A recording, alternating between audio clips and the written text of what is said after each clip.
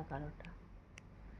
আর এই কামচোর রাহুলটা দেখো সবে কাজ করছে, সবাই বেরিয়ে গেছে আর আমি তো পায়ের উপর পা দিয়ে ডুং ডুং করে হাওয়া খেতে ফোন করছে।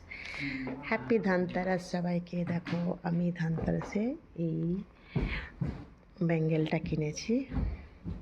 এটার দাম হচ্ছে কি 2200 টাকা, 300 টাকা দিয়ে কিনেছি। রাহুল কি কিনেছে জানি না, রাহুল গলার চেন কিনেছে, রূপোর চেন, সোনার চেন কিনেছে, সরি আমি তো সোনার চেন কেনার পয়সা নেই, তো আমার এই ব্যাঙ্গেলটা কিনেছি।